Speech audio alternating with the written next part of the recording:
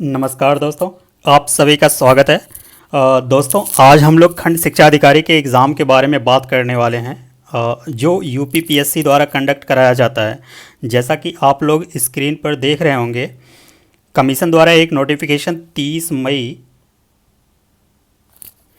को जारी किया गया है और इसमें खंड शिक्षा अधिकारी के रिक्त पदों के विषय के बारे में जानकारी मांगी गई है। यहाँ पे आप लोग विषय में देख सकते होंगे कि कमीशन द्वारा जो खंड शिक्षा अधिकारी के रिक्त पद हैं उनके विषय में जानकारी मांगी गई है। तो दोस्तों, ऐसा लगता है कि कमीशन इस एग्ज़ाम को जल्द से जल्द कराने के लिए तैयार है और आप लोगों को अपनी पढ़ाई जारी रखने की आवश्यकता है, और आप लोगों को और मेहनत करने की आवश्यकता है, क्योंकि इसमें एक कंपटीशन बहुत टफ होने वाला है।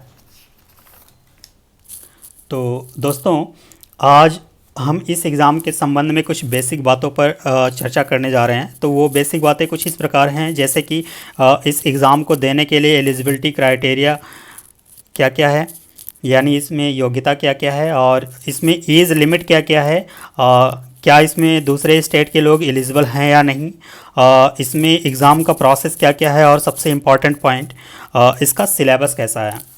तो दोस्तों, अब हम लोग हर एक पॉइंट पर चर्चा करते हैं। सबसे पहले बात करते हैं इसमें इस एग्ज़ाम में कौन कौन से लोग एलिजिबल हैं। तो दोस्तों, जो 2019 का नोटिफिकेशन आया था, उसके आधार पर वो स्टूडेंट जो ग्रेजुएट हैं और जिनके पास बीएड या एलटी डिप्लोमा में से कोई एक डिग्री है, वो इस एग्ज़ाम को देने के लिए एलिजिबल हैं। अब रही बात बीटीसी, डीएलएड और या बीपीएड डिग्री वालों का, तो फ़िलहाल वो एलिजिबल नहीं है, जैसा कि 2019 के नोटिफिकेशन में दिया गया था, जो एग्ज़ाम लेटेस्ट वाला कंडक्ट कराया गया था बीईओ का। और फिलहाल आगे जो नोटिफिकेशन आएगा उसमें देखने वाली बात है कि उनको एलिजिबिलिटी दी गई है या नहीं। अब बात करते हैं इस एग्ज़ाम में अपीयर होने की एज लिमिट क्या क्या है। तो फॉर जनरल कैंडिडेट, जो जनरल कैटेगरी से बिलोंग करते हैं, उनके लिए मिनिमम एज लिमिट जो है 21 साल है और मैक्सिमम 40 साल है। अगर आप किसी कैटेगरी जैसे कि एससी, एसटी, ओबीसी या स्टेट में आप स्किल्ड प्लेयर हैं या स्टेट गवर्नमेंट में एम्प्लॉयज़ हैं, तो आप लोगों को 5 साल का रिलैक्सेशन दिया गया है, यानी आप 45 साल तक इस एग्ज़ाम में बैठने के लिए एलिजिबल हैं। और पीएच कैंडिडेट के लोग 55 साल तक इस एग्ज़ाम में बैठने के लिए एलिजिबल हैं। अब तीसरा पॉइंट ये है कि दूसरे स्टेट के स्टूडेंट इस एग्ज़ाम में अपीयर होने के लिए एलिजिबल हैं। ये पॉइंट मैंने यहाँ पे मेंशन किया हुआ है। दूसरे स्टेट वाले एलिजिबल हैं, लेकिन बशर्ते वो जनरल कैटेगरी में काउंट किए जाएंगे। वो एग्ज़ाम दे सकते हैं, लेकिन उनको कोई कैटेगरी बेनिफिट नहीं होगा।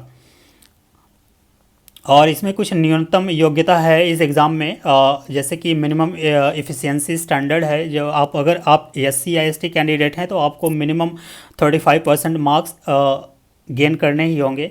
सपोज इस पेपर में 120 सवाल आएंगे, तो आपको मिनिमम 42 सवाल के सही नेट करेक्ट आंसर आपको 42 क्वेश्चन का देना होगा। अगर आप किसी और कैटेगरी से बिलोंग करते हैं, तो आपके लिए ये क्राइटेरिया 40% का होगा। 40% मार्क्स आपको इसमें प्राप्त करने होंगे। ये कंडीशन दोनों प्रीलिम्स और मेंस दोनों में लागू है। ये ग्रुप सी की सर्विस है, बहुत अच्छी सर्विस है, और इसका ग्रेड पे जो है वो 4800 का। कुछ यूपीपीसीएस के पोस्ट ऐसे हैं जिनका ग्रेड पे इससे कम है, तो आप ये समझ सकते हैं कि ये कितना इम्पोर्टेंट सर्विस है। और चौथा पॉइंट की बात ये है कि इसमें सिलेक्शन प्रोसेस क्या क्या है। तो ये 2 फेज़ में एग्ज़ाम कंडक्ट कराया जाएगा। पहला फेज़ जो होगा वो प्रीलिम्स का होगा। प्रीलिम्स जो होगा वो मेनली ऑब्जेक्टिव टाइप का होगा। आपको 4 ऑप्शन दिए जाएंगे, उसमें से एक पे टिक करना होगा, जैसा कि हर एग्ज़ाम में होता है। और इसमें एक पेपर होगा, वो 2 घंटे का होगा। उसमें 120 सवाल पूछे जाएंगे और वो पेपर 300 मार्क्स का होगा। इसका मतलब ये है कि इसमें हर एक सवाल 2.5 मार्क्स का होगा, और इसमें नेगेटिव मार्किंग 1/3 होगी। यहाँ पे नेगेटिव मार्किंग भी है 1/3 का। अगर आप इसको क्लियर करेंगे तो आपको मेंस में अपीयर होने का मौका मिलेगा।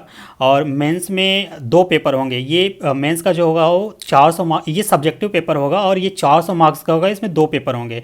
जो पहला पेपर होगा वो जनरल स्टडीज़ का होगा, यानी जीएस का। इस पेपर में आपको 3 घंटे का मौका मिलेगा और 200 मार्क्स का ये पेपर है। उसी तरीके से पेपर 2 जो होगा वो भी 3 घंटे का होगा और 200 मार्क्स का होगा। इसमें हिंदी और निबंध पूछा जाएगा आपसे।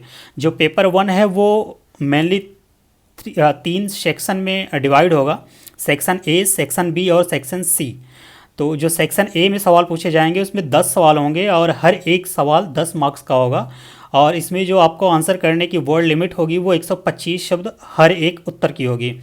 उसी तरीके से जो सेक्शन बी होगा उसमें भी 10 सवाल होंगे और उसमें हर एक सवाल 6 मार्क्स का होगा और इसमें जो वर्ड लिमिट होगी वो 50 शब्दों की होगी। जो सेक्शन सी है उसमें आपको 20 सवाल पूछे जाएंगे, यानी 20 सवाल को आपको उत्तर देने हैं। हर एक सवाल 2 मार्क्स का होगा और हर एक उत्तर आपको 25 शब्दों में देना होगा।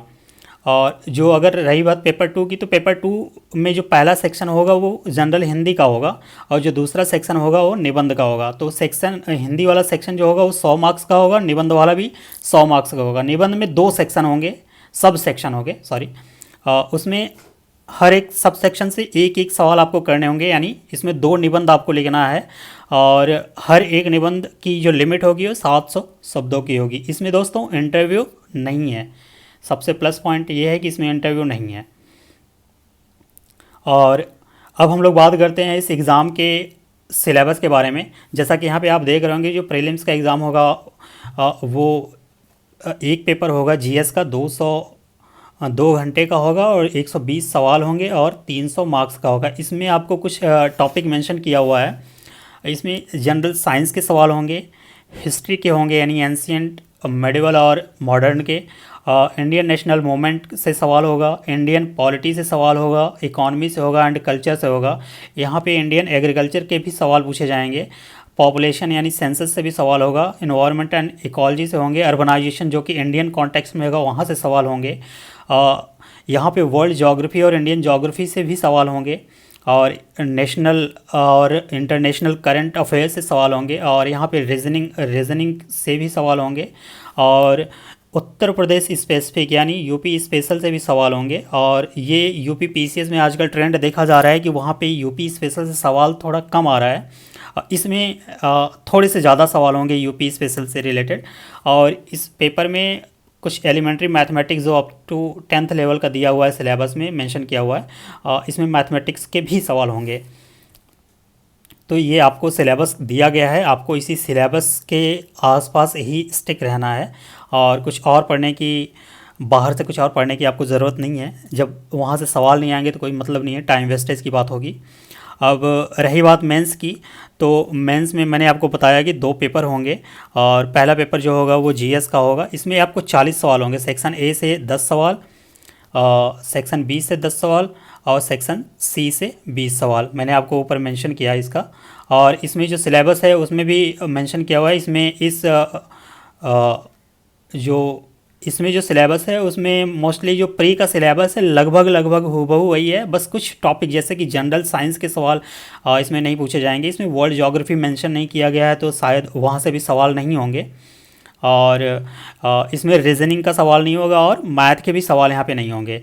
तो इसमें कुछ ब्रॉड टॉपिक दिए गए हैं जो कि हिस्ट्री से सवाल होंगे, इंडियन नेशनल मूवमेंट से और इंडियन कल्चर से होंगे, ज्योग्राफी से होगा, इंडियन पॉलिटी से सवाल होंगे, इंडियन एग्रीकल्चर से होंगे और करंट अफेयर्स से भी सवाल होगा, इंडियन इकॉनमी से होगा और इंटरनेशनल अफेयर्स एंड इंस्टीट्यूशन से भी सवाल होंगे। यहाँ पे science and tech communication and space को ऐड कर दिया गया है।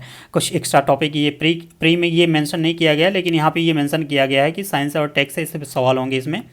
और एक रिसेंट डेवलपमेंट इन एजुकेशन, अगर ये पोस्ट ही एजुकेशन से रिलेटेड है तो ऑब्वियसली बात है यहाँ पे एजुकेशन से रिलेटेड टॉपिक से सवाल पूछे जाएंगे मेंस में आपको, वो भी इंडियन कॉन्टेक्स्ट में होंगे। और इसमें भी उत्तर प्रदेश स्पेशल यानी यूपी स्पेशल से भी सवाल यहाँ पे होंगे, जो कि ये सब्जेक्टिव है तो यहाँ पे लिखने की आवश्यकता होगी आपको। तो आंसर राइटिंग बहुत ज़रूरी है इस फेज़ में। और दूसरा पेपर जो है वो आपको मैंने मेंशन किया ऊपर कि सामान्य हिंदी से होगा जो कि 100 मार्क्स का होगा और सामान्य निबंध यानी हिंदी निबंध से होगा वो भी 100 मार्क्स के होंगे। तो सामान्य हिंदी से अगर आपने यूपी पीसीएस का जो हिंदी का पेपर होता है मेंस में उसको आपने देखा होगा तो मोर और लेस लगभग कुछ टॉपिक वहीं से मेंशन किए गए हैं। जैसे कि यहाँ पे अपठित गद्यांश से एक सवाल होगा और यहाँ पे एक पत्र लिखने को आएगा और यहाँ पे अनुवाद करने के लिए आएंगे हिंदी टू इंग्लिश और इंग्लिश टू हिंदी। और यहाँ पे ग्रामर का पोर्शन भी काफ़ी इम्पोर्टेंस रखता है क्योंकि यहाँ पे मेंशन किया हो गया विलोम शब्द हो गया, पर्यायवाची हो गया, तद्भव तत्सम हो गया, वर्तनी हो गई, शब्द रूप हो गया, संधि समास क्रियाएं हो गई, और कुछ उत्तर प्रदेश की बोलियां हो गई, हिंदी भाषा में प्रयोग जो होती हैं अशुद्धियाँ, उनको शुद्ध करने के लिए वो आपको दिया जाएगा। यहाँ पे मुहावरे और लोकोक्तियाँ भी आएंगी। तो आपको ग्रामर इस फेज़ में, मतलब इस पेपर में आपको ग्रामर स्ट्रॉन्ग करने की ज़रूरत होगी। और जो दूसरा खंड होगा, उसमें 2 उपखंड होंगे और हर एक उपखंड से एक एक आंसर करना होगा। उसमें से यहाँ पे टॉपिक मेंशन कर दिया है कि खंड अ और खंड ब। तो खंड अ में साहित्य और संस्कृत से टॉपिक होगा, और दूसरा टॉपिक है वो राष्ट्रीय विकास योजनाएं होंगी। तीसरा है राष्ट्रीय अंतर्राष्ट्रीय सामयिक सामाजिक समस्याएं या निदान। यहाँ से आपको सवाल दिए जाएंगे। इसमें इस उपखंड से एक आंसर करना होगा निबंध आपको, जो कि आपकी समय शब्द सीमा होगी वो 700 शब्दों की होगी। उसी प्रकार से सेक्शन बी में भी अगर आप देखें तो यहाँ पे विज्ञान या पर्यावरण से प्राकृतिक आपदाएं एवं उनके निवारण, कृषि, उद्योग एवं व्यापार से रिलेटेड एक मतलब सवाल पूछे जाएंगे, उनमें से किसी एक का आपको आंसर करना होगा। तो दोस्तों यही है यूपी बीओ का ये ऑफिशियल सिलेबस है। तो फ़िलहाल आपको इसको देख सकते हैं, और इसको हो सके तो आप याद कर लीजिए, क्योंकि आपको इसी पे स्टिक रहना है, कहीं इधर उधर नहीं जाना है, किसी कोई और एक्स्ट्रा टॉपिक आपको पढ़ने की ज़रूरत बिल्कुल भी नहीं है, क्योंकि वो समय ही ख़राब करेगा, कुछ ऐसा बेनिफिट आपको वहाँ से मिलने वाला है नहीं। तो दोस्तों ये कुछ बेसिक इन्फॉर्मेशन था यूपी जो ब्लॉक खंड शिक्षा अधिकारी का जो एग्ज़ाम होगा। अभी नोटिफिकेशन के अकॉर्डिंग लग रहा है कि ये एग्ज़ाम अक्टूबर या नवंबर तक ले लिया जाए, और फिलहाल आप लोग मेहनत कीजिए। और मैं नेक्स्ट वीडियो जो लाऊंगा वो उसमें मैं आपको सिलेबस जो दिया गया उसमें से कितने सवाल या कौन सा टॉपिक कितना इम्पोर्टेंट है उसके बारे में जिक्र करेंगे, और कुछ रिसोर्सेज के बारे में बात करेंगे। तब तक के लिए धन्यवाद।